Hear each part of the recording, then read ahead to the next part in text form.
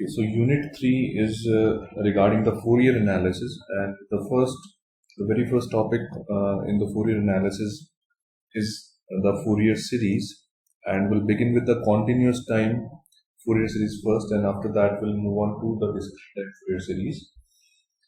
So Fourier series, the concept of Fourier series is that the representation of non-sinusoid periodic signal, you can say it can be done in terms of complex exponential or equivalently in terms of sine or cosine waveforms.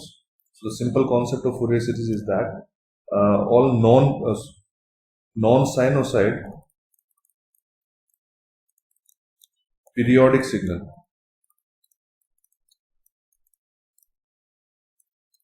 can be represented in the form of complex exponentials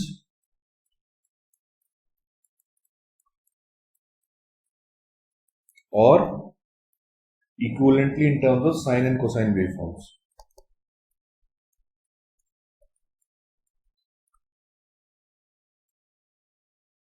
So this is the basic idea about Fourier series. What we do in Fourier series is we represent all the non-sinusoid periodic signals. We have to keep in mind over here that it is used to represent only the periodic signals. So all the non-sinusoid periodic signals are represented in the form of either complex exponential or sine or cosine waveforms. Now comes the question, what is the significance of representing these periodic signal in form of either complex exponential or sinusoids? The reason for this kind of a representation is that it allows us a mathematical tool which gives an extra additional representation of any periodic signal as sum of harmonically related sinusoids. That means we are able to represent periodic signals as harmonically related sinusoids. That means we are able to analyze the frequency components present in the periodic signal. That is the significance of representing any periodic signal in the form of the Fourier series. So far we have discussed all the topics in continuous time signal or discrete time signal. That means we have dealt the signals in time domain only. So far we have seen signals in time domain, which gives us a limited information about the signal.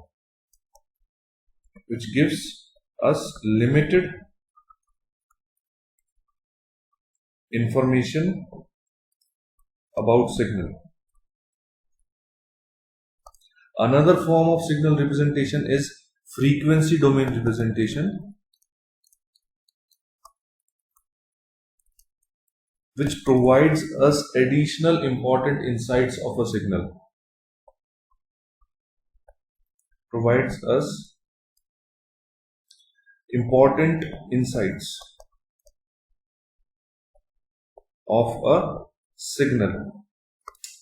Let's take a very simple example.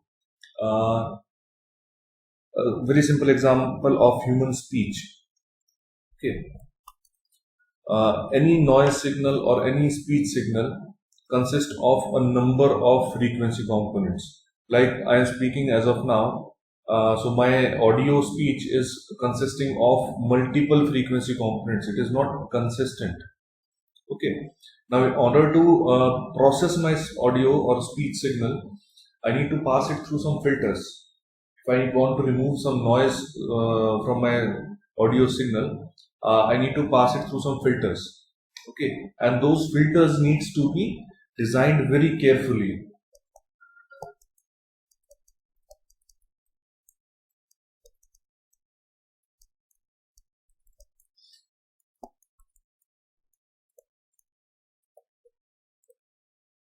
Okay, so let's take a very simple example. I have a system which is a filter and noise removal filter, we can say, and I'm passing my audio signal through it, and I want a noise free signal at the output. Okay, so this filter needs to be designed very carefully such that it removes only the noise component and allows all the audio signal, right? So now this designing can only take place if we have the knowledge about this audio signal in frequency domain. That means if we know the frequency components present in it, if I know the frequency components of my audio signal, I can design a filter which can pass only those frequency components and suppress all the other frequency components, hence resulting into a noise-free signals. Thus, frequency domain representation of any signal gives a very important insight about a signal, that is what exactly frequency components are present into the signal. That's a very, very important information, a very crucial information while designing any system. There are a number of mathematical tools which can be used to represent a time domain signal into frequency domain signal. Fourier series is indirectly one of those mathematical tools which can be used to represent a time domain periodic signal into a frequency domain signal. For non-periodic signals, we obviously have Fourier transform and for the Laplace transform and so on. So this is how we the basic concept of Fourier series is. So it was Fourier series was invented by a scientist known as Joseph Fourier,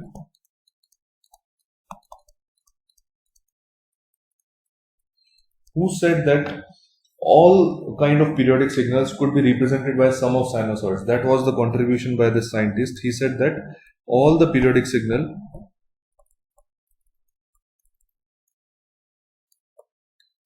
can be represented as sum of sinusoids, which is quite true. That means if we take any periodic signal which repeats after a particular interval of time, we can easily correlate these kind of periodic signals. We have any arbitrary periodic signal, we can easily correlate these periodic signals with either a sine waveform or a cosine waveform or combination of these two. Yes or no? So this was the simple concept which was exploited to represent the periodic signal as harmonically related sinusoids, as combinations of harmonically related sinusoids, thus which helped us in representing the periodic signal, time domain periodic signal into frequency domain. That means we were able to identify the harmonics present in the signal that gave us the idea about the frequency components which are present in the signal. So let us now formally define a Fourier series. I hope you have a basic idea of Fourier series now. What is a Fourier series? What is the significance of representing any periodic signal in terms of Fourier series, right? Now let us formally define what is a Fourier series. Fourier series is nothing but it's a mathematical tool. It is a mathematical tool that allows the representation of any periodic signal as the sum of harmonically related sinusoids. Okay, this is the formal definition of Fourier series, and this definition holds on certain conditions which are known as Dirichlet conditions.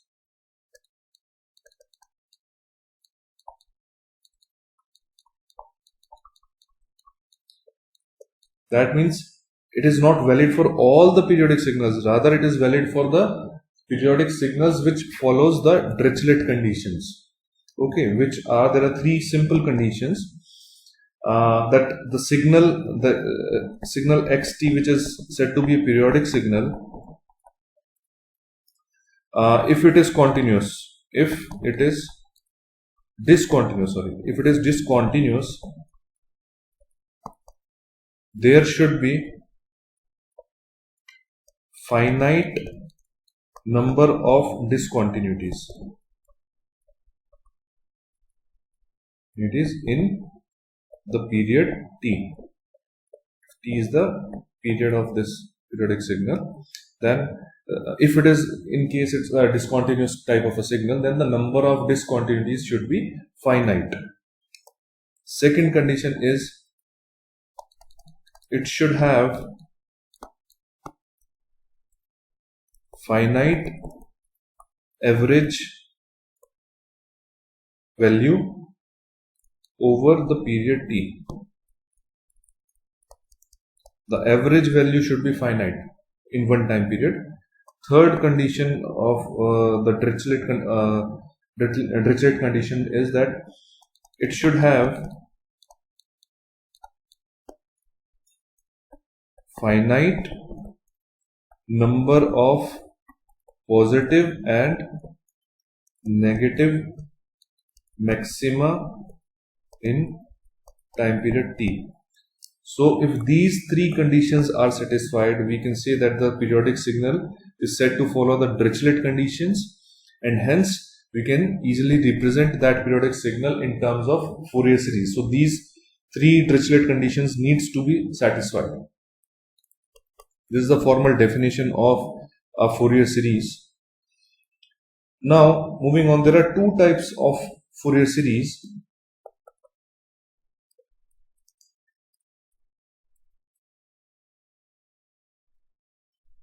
The first one is trigonometric Fourier series.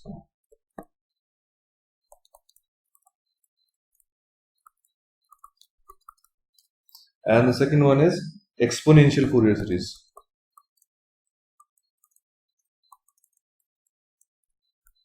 We'll first have a look at the trigonometric Fourier series.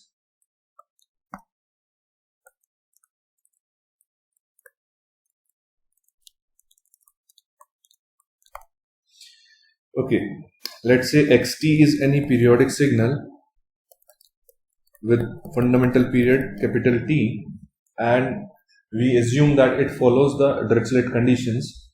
Then this xt periodic signal can be represented as harmonically related sinusoids as a naught plus summation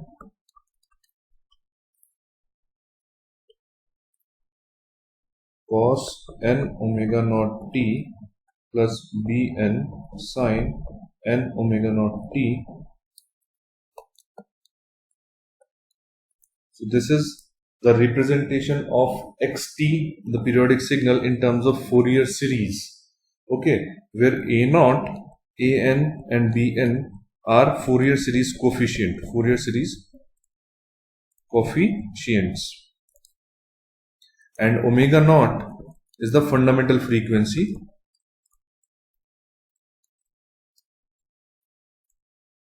which is 2 pi by t.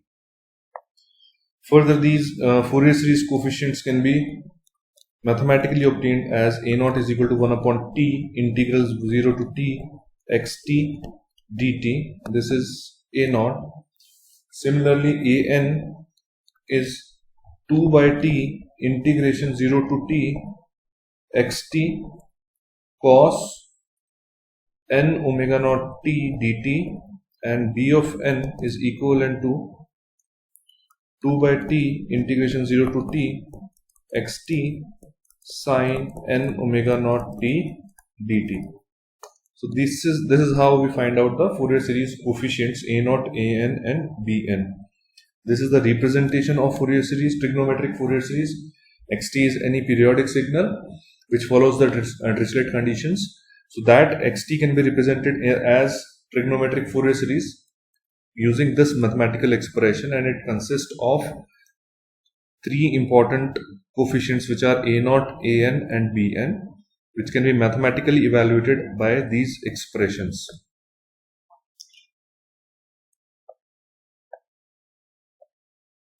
Okay, so let us straight away attempt one question based on Fourier series.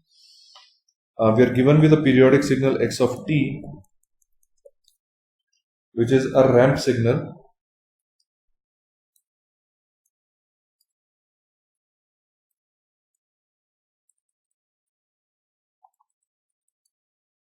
0, 2 pi minus 2 pi,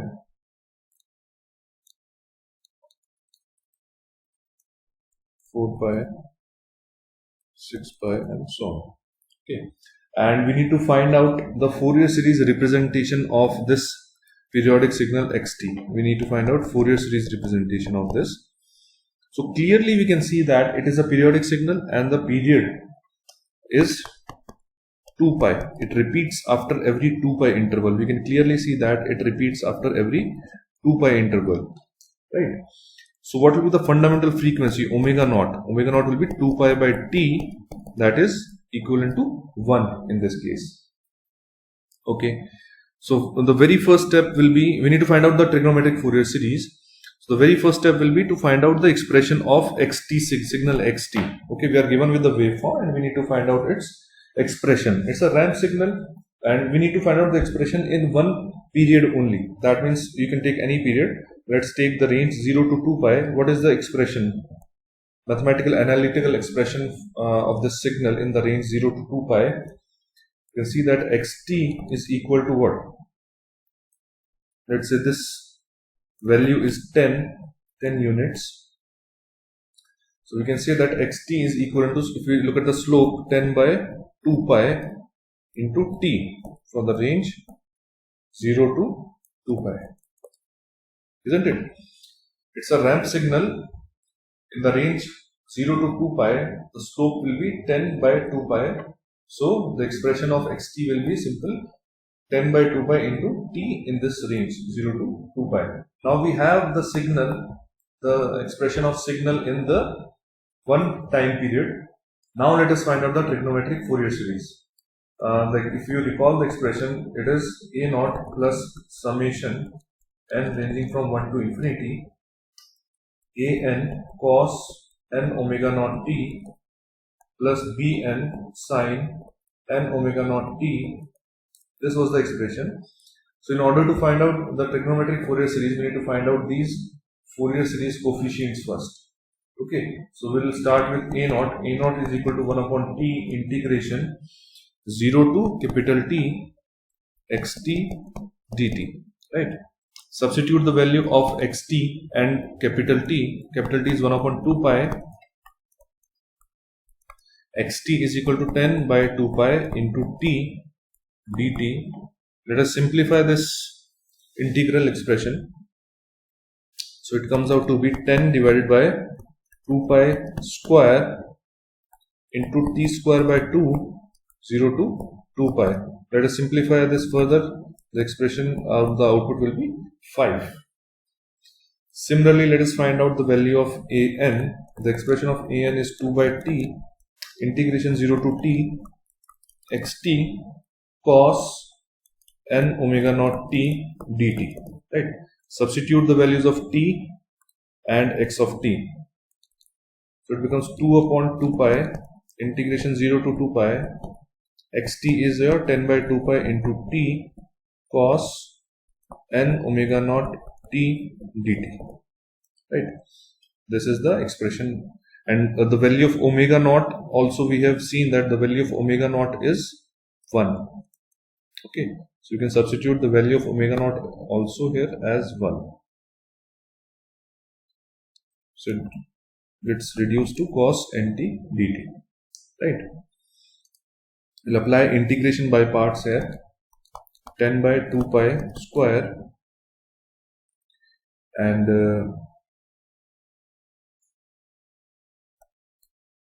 it will be t by n sine of nt plus 1 upon n square cos of nt. Please verify the analysis of this integral expression. So, and the range is 0 to 2 pi, and the resultant, if you substitute the range value 2 pi and 0, it comes out to be 0. And after this, if we find out b of n, the expression of b of n is 2 by t integration 0 to t xt sine n omega naught t dt. Again substituting the values known to us, that is t and xt, we get 2 upon 2 pi integration 0 to 2 pi 10 upon 2 pi t sine nt dt. Value of omega naught is 1. Now let us simplify it further. We get 10 upon 2 pi square minus t by n cos of nt plus 1 upon n square sine of nt, and the range is 0 to 2 pi. If we substitute the range, it comes out to be minus 10 upon n pi. Please verify the solution of the integral expression. So we have the knowledge of now a naught, an and bn. An is 0 and we know a naught and bn. Right.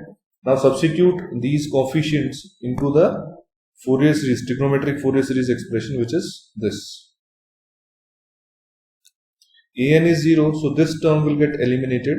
We are left with only two terms, this a naught plus summation of bn sine n omega naught t. Let us substitute the values and write down the final expression. So x of t is equivalent to 5 minus summation n is equal to 1 to infinity 0 plus 10 upon n pi sine nt. And if we just simplify it further, it is 5 minus 10 upon pi sine t minus 10 upon 2 pi sine of 2t minus 10 upon 3 pi sine of 3t and so on. So this is the Fourier series representation of the given ramp signal, which is periodic in nature. Okay, so let us attempt one more question.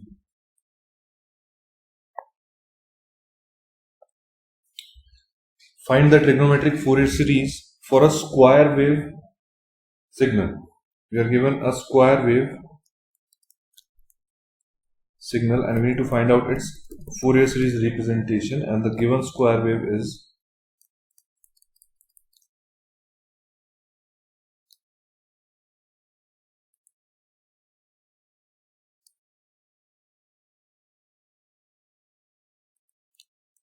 this is the given square wave. Amplitude is a and minus a is the negative part, 0, pi, 2 pi, 3 pi and so on. This is time axis. Alright, we need to find out the Fourier series representation of this signal x of t. Alright, so time period we can see over here. What is the time period? First we need to identify the time period of this signal. Time period clearly is seen as 2 pi. We can see that this waveform repeats after every 2 pi interval. So this is the time period of this waveform, and thus the fundamental frequency will be 2 pi by t, which is 1. Alright. Next step is to write down the expression of this signal x of t, whose waveform is given. X of t can be written as plus a for the range when t is in the range of 0 to pi, and minus a when t lies in the range pi to 2 pi. Okay, so this is the analytical expression of this waveform. Now let us find out the values of the Fourier series coefficients. Okay, the first one will be a naught. A naught is 1 upon t integration 0 to t xt dt. Integration is in the range of one period, 0 to 2 pi, let's say.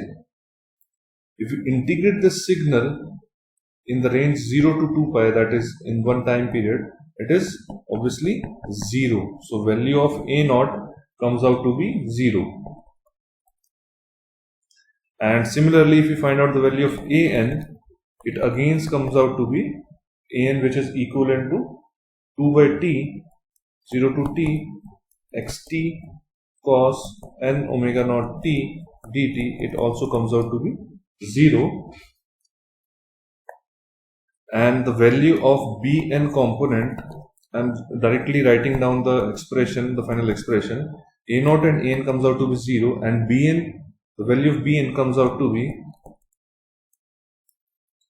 4a by n pi for the range n is equal to 1, 3, 5 and so on for the odd values of n, and it is 0 for even values of n.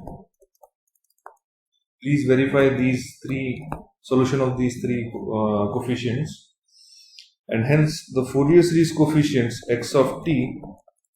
So the Fourier series representation of x of t will be nothing but reduced to summation n is equal to 1 to infinity bn sin nt, because omega naught is also 1, a naught is 0, an is also 0, and substituting the values it comes out to be 4a by pi sin t. So it will have only the odd harmonics. The even harmonics are also 0 in case of bn.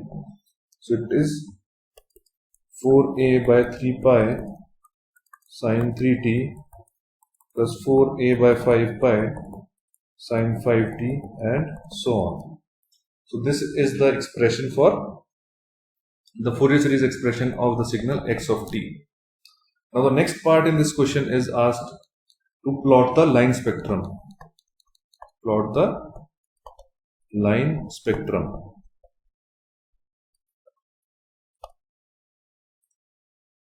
So the line spectrum of this series of this Fourier series can be represented using the expression C of n is equal to, the line spectrum is found using the coefficients an and bn, and this is how we find out the line coefficient that is used to represent the line spectrum. So in this case an is 0 and we are left with only bn, so cn will be nothing but modulus of b of n. And if we plot this line spectrum, that means if we plot Cn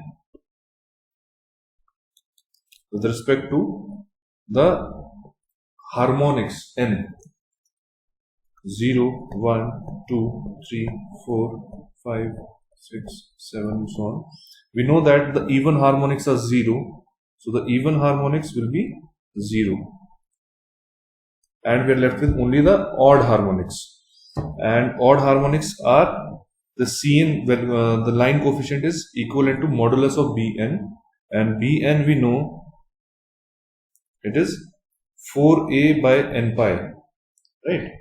So for the first coefficient it will be 4a by pi.